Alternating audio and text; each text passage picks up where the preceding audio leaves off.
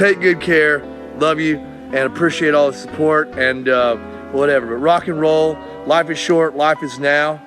Live it. Hello, welcome to Trash Opinions, where we talk all things trash. I am your host, Trash, and today we are talking about Survivor 43, which is the first season I ever watched live, and the only season I watched up to this point where I didn't know who the winner was beforehand, so I was just as surprised as everyone else when the winner was revealed. Yes, surprisingly, I am a recent Survivor fan. I binged the entire show for the first time as season 42 was airing. I remember being really emotionally invested in this season, but was that because of the novelty of finally seeing a season live, or is 43 just as good as the rest of them? Let's find out on Trash Opinions. Choosing someone to be in the last place for this season was kinda hard since there were no outright bad characters, but there were a few boring ones, and to start us off here, we have Justine Brennan. Justine is very easy to forget. She forms a duo with Noel, and they try and fail to bring in Jessie, since Jessie just doesn't gel with Justine. She's portrayed as a tomboy who rides dirt bikes with her dad, but also a girly girl who doesn't like spiders or how dirty she's getting. She lets it slip that she's good at lying to Jessie, which sketches him out. It's not helped when she goes up to Jessie in a paranoid state and basically tells him she doesn't trust him, and I'm not sure why she did that. Thanks to Cody getting his vote back by convincing everyone to give him their beads, ironically endorsed by Justine, Justine gets the boot on a split 3-2 decision where Noel and a voteless Dwight are left shocked. Justine just ends up as a nothing character, and she's going into meh.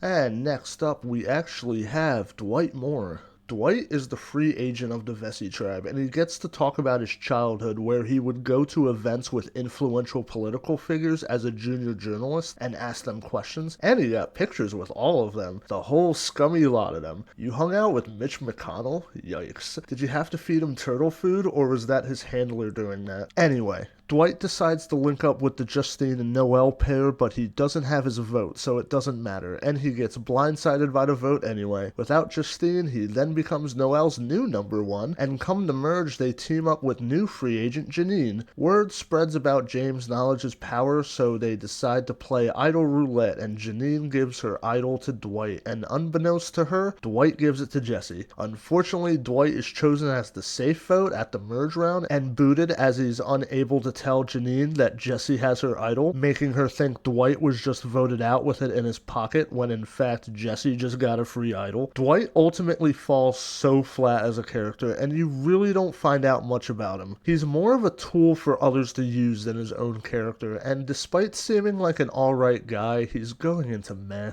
We have yet another kind of nothing character, and we have Lindsay Carmine. Lindsay's gameplay starts strong by forming bonds with her entire tribe, and she's looking like she's on the top of the social pecking order at Coco. She gets this big edit in the beginning where she talks about how much Survivor means to her and her family, and I'm honestly not sure why they gave her this type of edit when she's going to be the fourth boot, but the editing is all kinds of weird this season. In her first tribal, despite the vote not initially being for Lindsay, Lindsay is convinced she's the one going home. She keeps making sure Carla and James are on board for Gio and basically openly showing James that she doesn't trust him. Her paranoia gets so unbearable that Carla and James decide to turn Lindsay's paranoia into a self-fulfilling prophecy and vote her out. Lindsay literally paranoias herself out of the game. This would usually qualify her for fun downfall, but I don't even think it does because Lindsay as a character is pretty bland outside her introduction, and her edit confused me because she just ends up as such an unimportant piece of the season.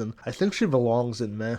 Next up, we are getting into two people that I wanted to like, first off being Ryan Madrano. Congrats to Ryan becoming a Paralympian, by the way, making there 2 Paralympians in this season, which is wild. I started off the season really liking Ryan. His story about being born with cerebral palsy is really inspiring, and it's amazing he could not only walk, but also become this big physical guy capable of doing incredible things. I also geeked out at his Ouroboros tattoo. Full Metal Alchemist is my favorite favorite manga, and I'm an especially big fan of the homunculi in particular. Ryan's super physical in the challenges too. He's able to dig up the bag in the Sweater Savvy challenge in only 30 minutes, and he's being built up as a badass. Despite being Mr. Beefcake on the tribe, he is clearly on the bottom with Gio his entire stay there. He's blindsided on the Gio boot, and is excited to be entering the merge as a free agent now, having no allegiance to his original tribe. He proposes a final 7 deal to the group he wins the immunity challenge with, which nobody wants to do because why would they? He also gives me a terrible idea in wrapping a burrito in pepperoni pizza. That sounds amazing, but also like it might kill me. Ryan is clearly the least strategic member of this merge cast, and he thinks taking on the provider role is the way to go, which we've all known doesn't work since like season 7. Ryan is just kind of a nothing character on the season despite starting strong and thinking he was in control. Ironically enough, his pride is what got him eliminated.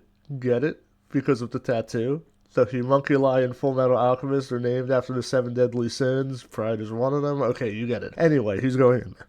And after him, we have Janine Zang. Janine is Ellie's second half and spends most of the season with a badly scraped chin and banged up legs, and for some reason constantly being surrounded by ants in confessionals. She finds the beware advantage that's of course also covered in ants, where she needs to convince every member of her tribe to give her a specific bead off their bag without stealing them. Unlike Carla, who barters her way into getting the beads, or Cody making a funny hat, Janine just asks for them and gets them. She's the third person to have to do this task, and by that point it seems like the editors are going, yeah, she gets the beads, you get it, we all get it, let's move on. Janine decides not to play her idol on Ellie, and she gets blindsided as her number 1 ally goes home, leaving her on the bottom and her jaw on the bottom. She then joins the Noel and Dwight side of things and gives Dwight her idol to hold on to avoid a knowledge is power advantage being used on her to take it, but then she gets blindsided by Dwight being voted out, and in Janine's mind, with her idol still in his pocket. In reality, Dwight gave it to Jessie and just didn't have time to tell her, so now it's Jessie's idol. Whoops. Thankfully, Owen seems like the next boot due to being a potential challenge threat and also unpredictable, until Owen wins immunity, and ruh-roh, Reggie, it's not looking good for an idol-less Janine, who is now the safe vote. Even though the edit tries to make you think it might be Ryan, it's obviously Janine, and the only person who votes with her is Cassidy. Janine does not leave much of an impression at all, outside of her jury reactions, and she's going into meh. Alright, and getting out of mediocre and going into just okay, we start off with Mariah Young. Everyone says they're not here to make friends, but no, Mariah's here to make friends. Mariah was my original winner pick going into the season. I absolutely loved her personality preseason and her rainbow aesthetic. She has a fun introduction where we get to see her positive and bubbly personality. She forms a women's alliance with Janine and Ellie, but it doesn't stick, unfortunately, for Mariah. She falls back a little too much into that idea of a women's alliance and doesn't realize she's actually the one on the chopping block. She doesn't really do much to warrant being a first boot, but she also doesn't do much to avoid being the boot. However, her personality is infectious, and you leave the season thinking she didn't deserve to be the first boot, and you can't help but think, Gabler was right there! But I also don't see the supposed challenge weakness she had that caused her to become the consensus first boot. She seemed like she did totally fine in challenges. Despite only making it 1 episode, she's still left enough of an impression on me that I can put her at the bottom of cute. And next up, we have Gio Bustamante. I might be biased in favor of Gio, and I'll try not to be, since me and him once had a conversation online, and I think it was really cool. He took time out of his day to talk to a fan, even if it was just a short back and forth. I said to him, it sucks that Carla turned on you, and he was telling me that there was supposedly an unaired incident on the island where Carla's bossing Gio around in a way he didn't like, and according to him, when Gio decided to stand up for himself, Carla called him a misogynist, and then apparently Carla then used that incident as a way to paint him as a sexist to the rest of the tribe, and that he feels like that narrative she spun contributed to him being voted out early. I mean, I wasn't there, so I don't know if there are other factors going into Carla thinking he was sexist, but it's an interesting thing to keep in mind when watching his downfall. Gio starts off forming a seemingly strong bond with Carla based on being gay, Latino, and married. He has a really good piece of content when he's talking about how when you're gay, you sometimes have to choose between being happy and your family, and a great piece of perspective a lot of people might not realize is a burden some members of the LGBT community carry with them. It's a lot like an expanded version of what Romeo talked about with his gayness last season. He opens up about his experience coming out to his parents and the heartbreak of his parents not accepting him and kicking him out of the house, where he spent a period being homeless, at a point even considering ending his own life. Thankfully, he had a desire to move forward and not let anyone or anything stand in his way from achieving happiness, and for that growth, I really respect Gio. Carla then gets wary of how close Gio is getting to Ryan, and he is almost blindsided around early until Lindsay paranoias herself out of the game. Gio then goes to the journey with Jesse and Janine, and he's trying to spin a sob story about how he's on the bottom of the tribe, so he really needs this, really hamming it up. Technically, he's telling the truth, but in his head, him and Ryan are running the tribe.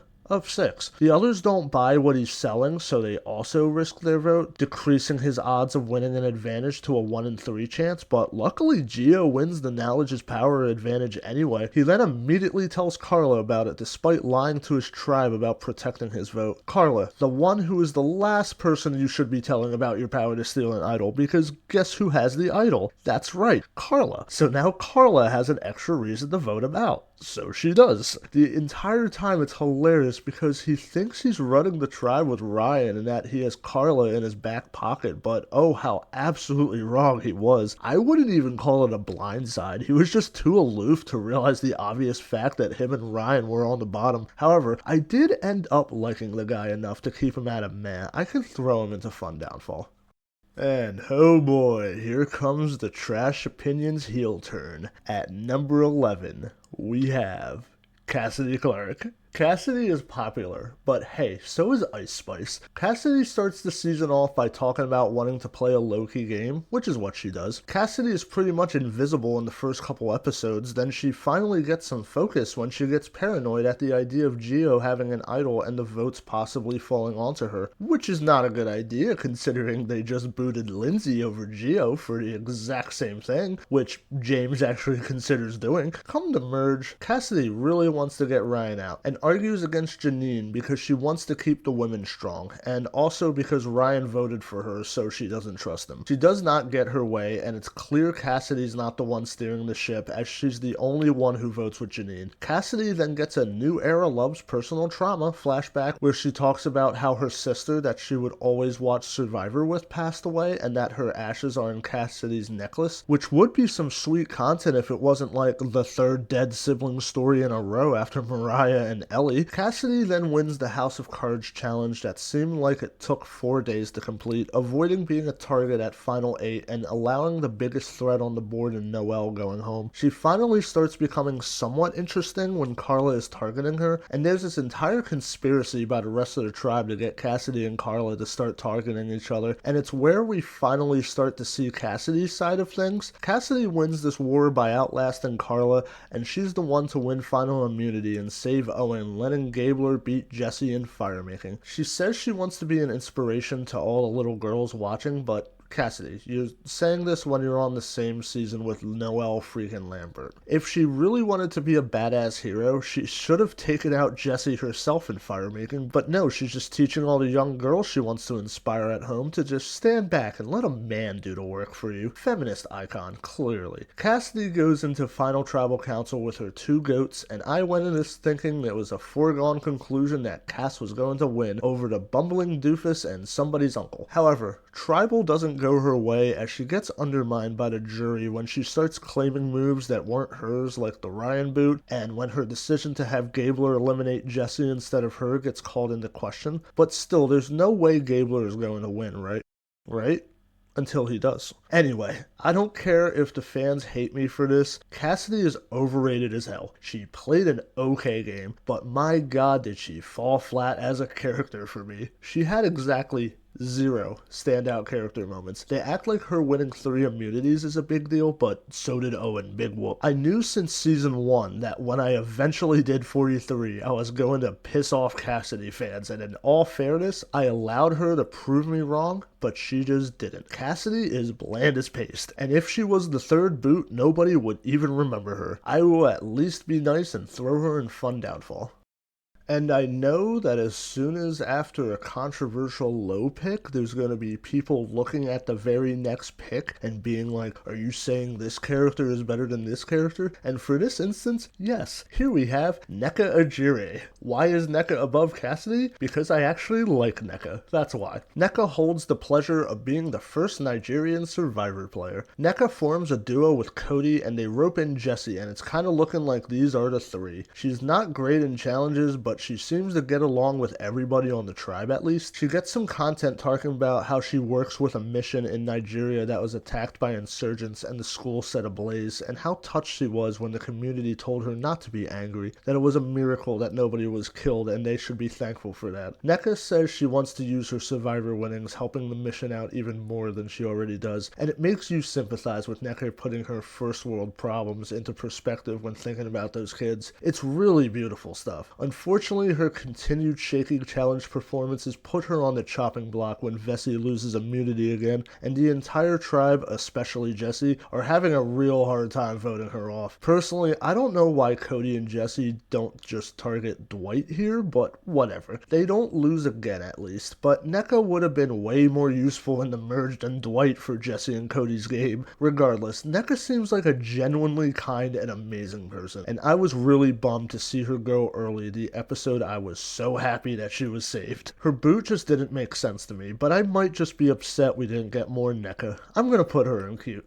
Next up, we have someone that I thought would be higher, but he wasn't as dynamic as I thought he would be, and we have James Jones. I like that James got to talk on the show about his favorite winner being Earl. Solid pick if you ask me. Earl deserves to be shouted out as a top tier winner any chance you can get, and it's been a while since Survivor Fiji has been referenced on the show, so I appreciated it. One thing I'll always associate with James is how much reverb the man's voice has. I know I, of all people, have no room to talk, trust me, I know. I edit my own voiceovers, but his voice literally shook my laptop at points. It sounds like Chris Farley doing a Darth Vader impression to a desk fan.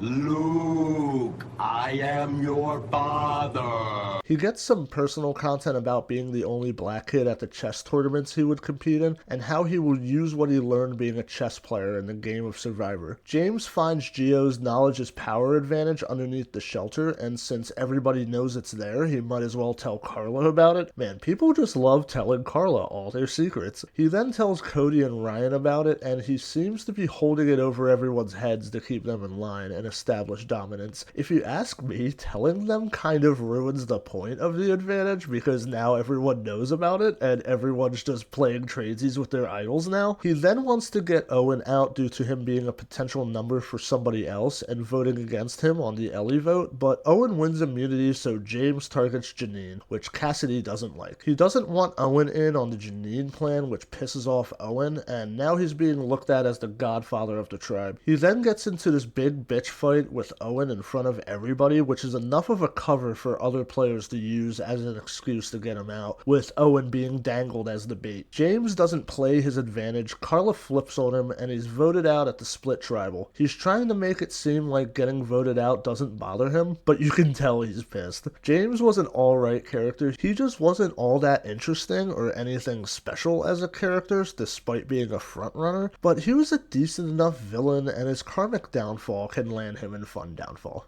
Next up, we actually have Ellie Scott. It looks like they learned their lesson from Mariah's edit in 42. That's Mariah from last season, not Mariah Young. Anyway, what I mean is they decided to give Ellie her dead sibling trauma content in the first episode instead of being like, oh yeah, by the way, trauma, lol, last minute of her boot episode. Learning that her sister died of a drug overdose so close to the season's filming was absolutely heartbreaking to learn. Telling her story to her tribe causes her to bond very closely with Janine and Mariah as it reduces them all to tears and hugs, and they decide to form a women's alliance. She then uses her sister's love of metal and punk music to pretend to be a rock fan in order to connect with Gabler. I just love how Mastodon and Dead Kennedys are being referenced on Survivor. Yes, please tell the network television watching normies at home about Mastodon. Mastodon is so good. Ellie gets some really good content about how being neurodivergent caused the school system to turn their backs on her and dismiss her as dumb, and how everyone except her parents were calling her dumb, which motivated her to apply for college despite being told not to by her high school advisor, where she ended up graduating early and earning a 4.0 GPA in all her doctoral and master's courses, becoming a psychologist when she was so dismissed by the education system. Fuck yeah, dude. Prove these assholes wrong. I love it. Anyway, so Ellie and Janine go through Gabler's bag to check the fine print on his idol, which Sammy tips Gabler off to, and Ellie is immediately on Gabler's shit list, while Ellie also wants Gabler out. Ellie also seems to think Gabler is an idiot, which he is not. Kind of ironic, don't you think, Ellie, you know, after saying all that stuff about your school dismissing you as dumb? But she wants him to think his idol doesn't work anymore, and Gabler's just playing into it, playing the role of the clueless old fart, and Ellie thinks she's getting one over on him when the opposite is happening. It's kind of hilarious. Gabler then throws her under the bus in the round before the true merge by telling everyone about Ellie looking in his bag, making her a target. It's not helped by her openly targeting Cody, and word getting about that either. It's also not helped by her then openly wanting to target James, and word getting out about that too, causing pretty much everyone but Janine in the game to have a reason to want Ellie out. In her paranoia, she tells Janine at Final Travel that she's going home, with Janine dismissing her anxiety. Janine could have played her idol on Ellie to save her, but she decides not to, and for that, Ellie goes out, leaving Janine all alone to waste her idol next round instead. Ellie was a lot of fun while she lasted. She could have emerged as a great character had she made it farther, but for her showing here, I think it's fair to put her in mildly entertaining.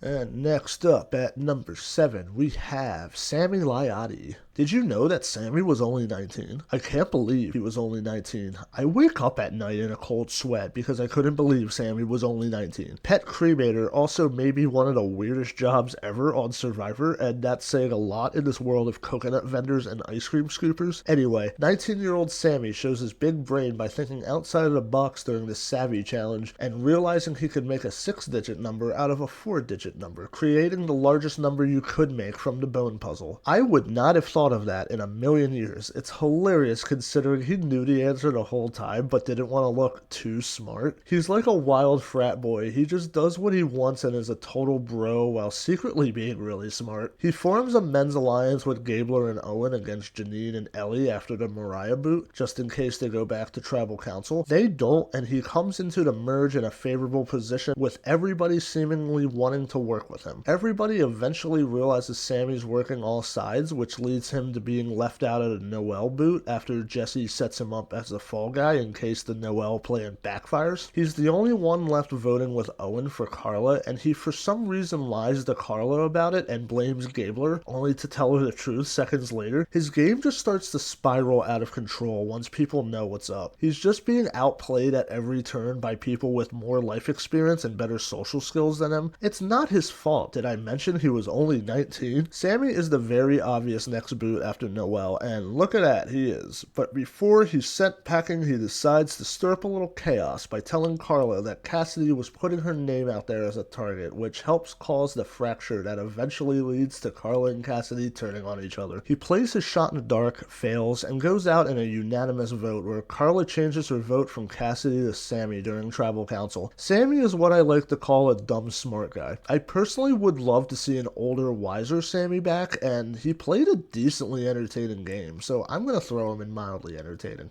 At number 6, we actually have the winner of the season, Mike Gabler. Here's the thing about Gabler. I would joke online about this season clearly setting up a Gabler win as it was airing, because in my head, Gabler's this massive goat being dragged by the clear frontrunners in Jesse, Carla, and Cassidy, but my jaw dropped when it actually turned out to be the case. I don't think anyone expected it in earnest. Gabler's edit is the editors purposely sticking it to the Edgic nerds. They knew what they were doing. It was their John Lennon, the walrus was Paul moment, and you can't convince me otherwise. He feels wary being a lot older than all these young whippersnappers on the tribe. He's looking like the obvious first boot when they lose immunity due to his poor performance on the table maze, the fact that he has an idol from the journey, and his baffling decision to announce to his tribe that he's playing the shot in the dark. Ellie actually saves him, and miraculously he doesn't get a single vote from that tribal and avoids being the boot. He then gets some dodo content trying to use a Hawaiian sling and failing, and putting palm frond blankets on people while they're sleeping for some reason. At the vote before the merge, he completely throws Ellie under the bus for looking in his bag, and it's his best move the entire game. He takes over the vote to make sure his biggest threat goes out, the ironic part being she was a reason he was even still in the game, but it was the right move. Gabler then goes back underwater and starts to chill. But first, Gabler needs to be absolutely ridiculous. He's in a showdown with Cody gripping onto a pole with a bucket, and every minute he's announcing a new inspiration, going from his wife, to Noel, to his friend Lester who died, to his dog,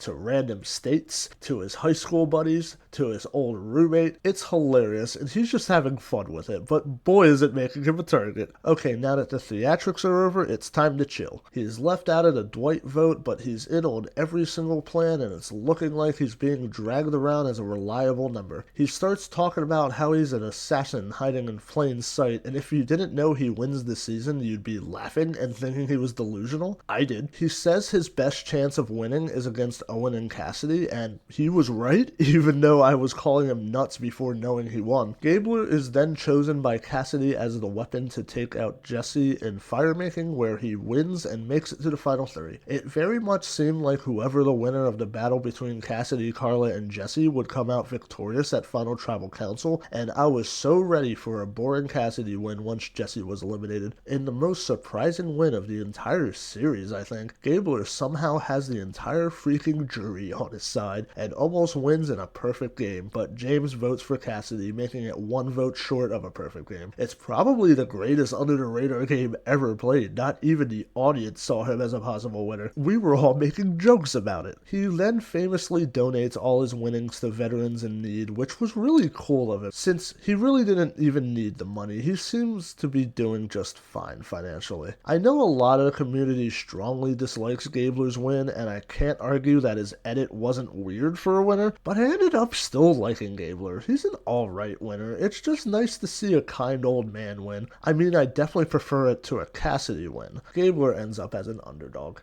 Next up, we have Owen Knight. I love how Owen was everybody's winner pick and they all immediately rescinded it after the first episode. Ellie calls him a high-maintenance child at one point and even pats him on the head. Who is she? Sean McVay? Owen has this really humorous scene of describing himself as a lovable curmudgeon and mumbling to himself, telling his tribe off in his own head and saying that their pee looks like bouldering cubes. Owen's a funny guy. He gets blindsided by the Ellie boot and then blindsided by the Dwight boot, and that's now 2 boots he's been left out of in a row. He then has some personal content saying that his current standing in the game reminds him of his childhood as a Korean adopted by white parents, where he felt isolated and struggled to fit in at school. James then starts to target him for being aloof and unpredictable, but he wins an intense balancing a ball on a pole battle with Cody for immunity, and now he can't be voted out, so it's Janine. Owen's super pissed at James for targeting him and has a fight with him at camp, and then Owen starts to want to get out James. He gets his revenge when he works with Noel to steal his vote to snipe out an unsuspecting James without spooking him enough to play his advantage. Owen's then left out once again at the Noel boot, in which Owen exclaims that he hasn't voted correctly since Mariah, which isn't true. He voted out Janine, and he was in on the plans to vote out James, which counts, but it's hilarious how out of the loop he is most rounds. He's even laughing about it. He compares it to being Charlie Brown trying to kick the football, which is pretty accurate. They bring back the challenge where you're under the grate as the tide's coming up, and he lasts 3 entire hours with Carla in that thing to actually outlast the tide, and for the first time ever win joint immunity on a challenge designed to only have 1 winner. After the Sammy boot, Owen tells Cassidy that Carla was gunning for her, finally causing a permanent rift between Carla and Cassidy. He finally starts getting in on the votes as he parted a plan to blindside Cody, but he's starting to look like a goat being dragged. He almost finds the advantage to the final 5 challenge, but it's yoinked under his fingertips by Carla, contributing to his Charlie Brown edit. It continues when he's in the lead during the final immunity challenge, only to have his entire stack fall just as he's at the very end. Considering he was clueless for 50% of the game, Owen has absolutely nothing for Final Tribal Council, and it's no wonder he's a 0-vote finalist, because what did he even do? He wants to make Fire to beat Jesse so that he has something on his resume, but Cassidy's like,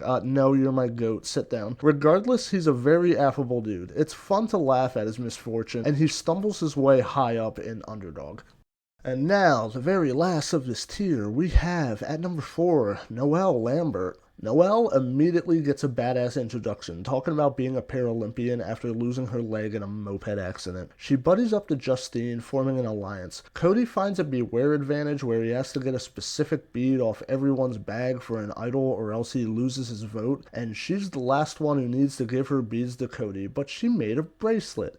Pretty. Despite the edit making it look like she might not, she gives Cody her beads, and now Cody has his vote back, so he can vote out Noel's #1 ally. So yeah, Noel loses Justine. Thanks for the beads though. Noel has a backstory that makes her look like an American hero when she talks about being a star athlete in her school before her accident at 19, and how she got back on the field working her ass off and getting invited to the Paralympics in Japan, where she placed 6th in the world in track and set a new U.S. Paralympic record for the 100-meter dash. Noel is genuinely a rock star that you should be in awe of. Noel's true claim to fame in the Survivor world in my eyes is how quickly she's able to get new #1s as soon as she loses them. I've never seen it before. When she loses Justine, she pretty much immediately forms a new #1 alliance with Dwight. When she loses Dwight, it becomes Owen, until people realize Noel herself needs to go. Her social game is high-key amazing. People just want to work with Noel, even if it looks like it's against their best interests, such as with Cody and Jesse sacrificing Nneka for her, which I couldn't believe they did. Noel has this really emotional challenge moment at the merge where she gets stuck in a net, eventually detaching her leg and leaving it behind, but failing to get out of the net until the challenge ends and has to have Sammy get her out. I know for a fact I wouldn't have been able to get out of that muddy, tangled net. However, it shines a problem with Noel as a character that she's a one-trick pony on the edit. They give her this crazy amount of inspirational content, but the issue with that is that's all they really give her. She's not exactly a fleshed out character. It's all, oh my god, look at how much of a warrior Noel is. And yes, she absolutely is inspirational, but I just wanted more personality from Noel. I can't really think of anything she did other than be inspirational. Well, okay, she did offer a papaya to James while he was yelling at Owen. Can't forget about that. I mean, gameplay wise, I think she's underrated. She has an incredible game move where she plans to steal Owen's vote to give James a false sense of security to vote him out without tipping him off to using his advantage. It's a really out-of-the-box way to use a steal a vote. The plan works and James is sent home packing. Unfortunately, the great move catches a lot of attention and makes everyone realize she's a massive threat. I felt genuinely bad for her during the next challenge. Watching her struggle on a balance beam made me realize how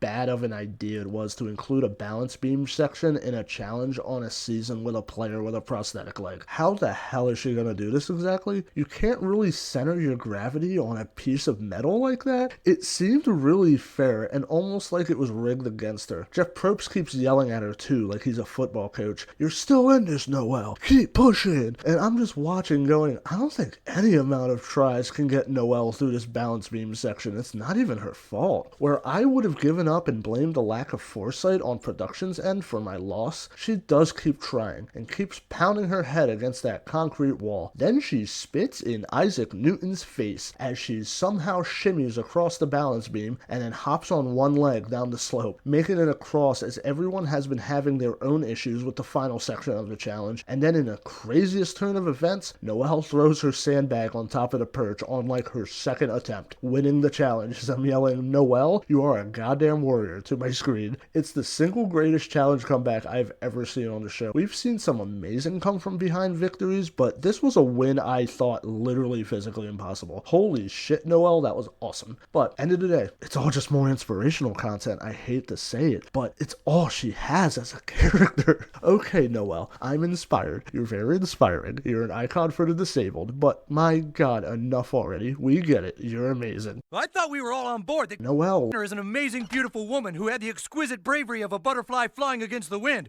And then this shit comes out of people's mouths! Her being so inspiring also makes her probably the biggest jury threat since Rick Devens. I can see her beating anyone on this cast by a lot if she makes it to the end. And that's obviously why she couldn't make it to the end, but at least they give her the sad music when she goes out. Noel is an amazing person. Decent Survivor character. She is the queen of the female Golden Boys. Stephanie LaGrossa, step aside. Noel is the one young female athlete should actually aspire to be. She may be one note, but that one note is beautiful. I'm so inspired, I'm gonna go write a rock opera. Are you inspired yet? Get inspired. Just do it. Follow your dreams. Yesterday, you said tomorrow. So just do it! Make your dreams come true! Just do it! Nothing is impossible! What are you waiting for? Do it! Noel is going straight to the top of Golden Boy. Alright, and we have the top 3, starting with Carla Cruz Godoy. Carla immediately exudes badassery. She was my serious winner pick after Mariah was booted first. Carla starts off as a frontrunner by forming bonds and alliances with everyone on her tribe, kind of like a Shan Smith. She seems to be playing carefully in the beginning, protecting her vote at the journey, and putting back the beware advantage she finds in the tree. Carla then realizes that safe is no way to play Survivor, and that corn is no place for a mighty warrior. She has a boost of confidence and runs back and grabs the advantage.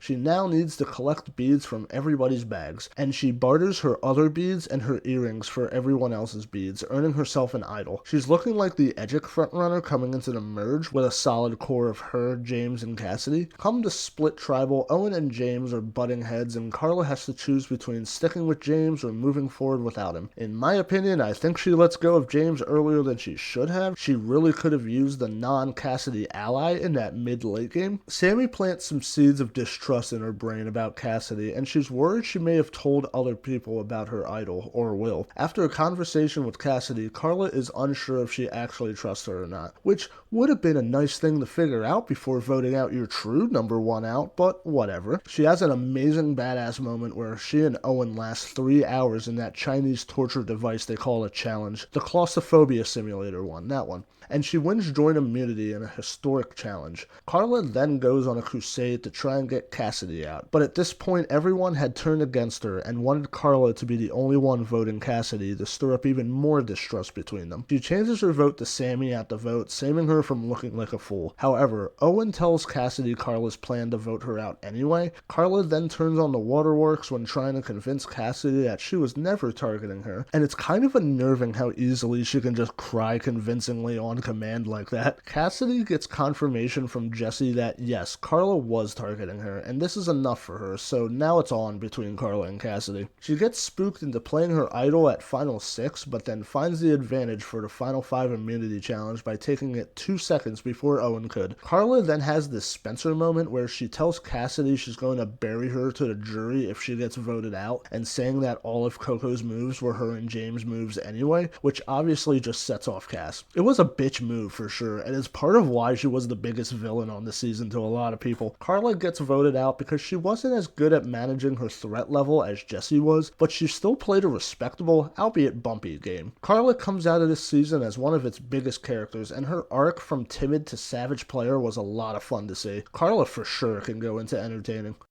Alright, these last 2 were actually really hard to choose between, but I went with number 2 being Jesse Lopez. Jesse is immediately Mr. Popular on his tribe, as both the Nneka and Cody pair and Noel and Justine pair are trying to rope him in, but he ultimately sides with Cody, eventually becoming his number 1. Jesse is an archetype of a character I've been wanting to see for 43 seasons, an ex-criminal. He opens up to his tribe about something he states he hides in real life, that he used to be part of a gang, and that he grew up in a world of addiction and crime, and that he was able to turn his life around in juvenile hall thanks to a program program. I've always wanted to see how, like, an ex-mafia guy would navigate the game of Survivor, since Survivor is a lot like the crime movies you see. The backstabbing, the politicking, building connections, deciding who gets whacked. It's a perfect match, and Jesse is the closest thing we've gotten to that so far. He's the swing vote in their first tribal council since Dwight doesn't have his vote, and Jesse sides with Cody and Nneka to vote out Justine. Jesse then decides he's willing to divorce Dwight, his Survivor wife, but on the next vote they just vote out Nneka anyway. He then risks his vote on the journey and loses it, with Gio getting the advantage. Jesse comes into the merge and plays a pretty quiet game with Cody, working with some of the bigger players of the merge as they eat themselves first, as Jesse and Cody aren't even looked at as possible targets. His letter from his son tells him to get that money, which becomes a humorous continual motivation for him. At the final 8 vote, he gets the scene that screams winner edit, where he outlines his strategy by planning the boot out of Noel, with the steps being displayed on screen as he performs them. It seems that with Ryan and James gone,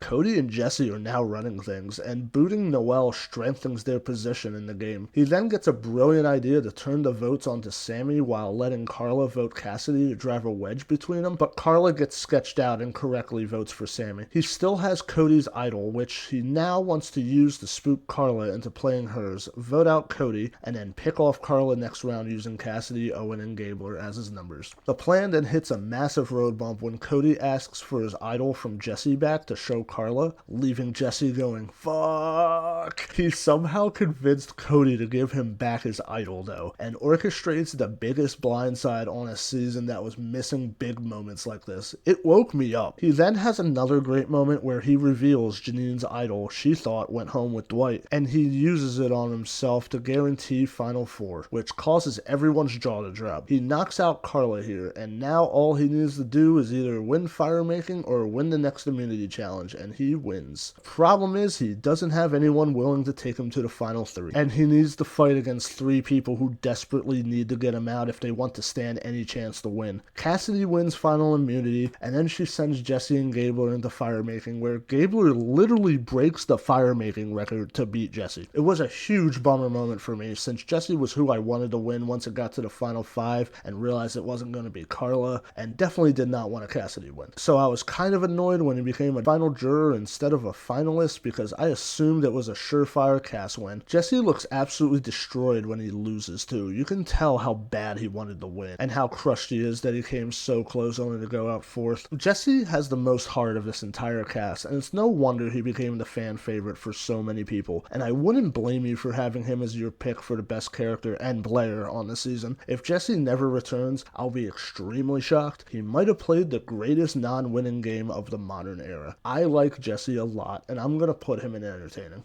Now, Jesse may have been my winner pick coming into the finale, but that's only because this man wasn't there, and that is Cody Asen. Cody opens up the season talking about how he already spent part of his potential winnings, so he really needs to win this season, which is hilarious. He also has a butt tattoo that says Livin', Livin, and already by the first episode, I was all in on the Cody train. Cody is just a madman who wants to have fun, and he makes a silly hat out of palm fronds and beads and wears it proudly to tribal council. Cody then gets some depth when he opens up about his high school friend dying of cancer, which is a really sad tale, and I feel for the guy. Cody then finds a beware advantage where he doesn't have a vote until he convinces every member to give him a specific bead off their bag, which then it becomes an idol. Unfortunately, this is a very important vote where he will lose his number 1 in Nneka unless he gets his vote back. Minutes before tribal council, he gets Noel's beads to complete the set, and he gets his vote he needs to vote out Justine. He then makes the baffling decision to let go of his number 1 in Nneka next round anyway, instead of just voting out Dwight. Kinda makes the whole drama with his lost vote seem less impactful. Cody then gets the honor of being able to take something from another tribe, something we haven't seen on the show in a long time. Cody has one of his big character highlights here where he goes in wanting to take Coco's machete, but settles on fishing gear and a bunch of food, which is more than what he wanted in the first place. The way the entire transaction went down pissed off Carla because she knows she's just been had, but for some reason, this arc is never resolved, even though it's sort of implying the start of this Cody and Carla rivalry, which doesn't really happen. However, it does show how great of a salesman Cody is, though, and sets him up as a potential winner. At least I thought he actually might win after this scene, or at least be the merge boot. Cody and Jesse surprisingly lay low during the merge until sniping Noel out of the game, and it's looking like Cody and Jesse might be leading their own path to the finale at this rate. Cody finds the challenge advantage while leaning against a tree it was tied to while talking to Gabler, and it's hilarious how he notices it literally mid-conversation. He somehow grabs it without Gabler catching on, and the advantage allows him to place a bet on who he thinks will win immunity next challenge. He chooses correctly with Owen, granting him safety into the final 6. At the final 6, he gets his idol back from Jesse to show Carla, and I'm not entirely sure why he even gives it back to Jesse. I mean, it's the final 6. Do you really think a knowledge's power is still out there that nobody knows about? I'm pretty sure it just went out with James, but I guess hindsight is 2020. Cody's downfall is that he's too trusting, and it's why he gets a knife in the back from his boy Jesse. He says at Tribal he's 95% sure the vote is going to go the way he thinks it's going to go, showing how confident he was that he was going to make it past this vote, only to be absolutely shocked when Jesse plays his idol for Owen. He then has this look of absolute heartbreak when he realizes Jesse just orchestrated a brilliant plan against him. He goes out with grace, clapping up Jesse, and it's easily the best boot of the season. It's a Watch Mojo top 10 anime betrayal, and I couldn't believe it watching it live. Cody was the one I was rooting for so bad to win by the time of the final 6, and even though I knew he would be sniped out eventually, I didn't think it would be like this. Cody is a shoo-in for a returnee season. I'd be surprised if he doesn't get the call for 50. He was easily the biggest personality on the season, and one of the few genuinely entertaining parts of Survivor 43. The boisterous Hawaiian hotshot salesman goes high into entertaining.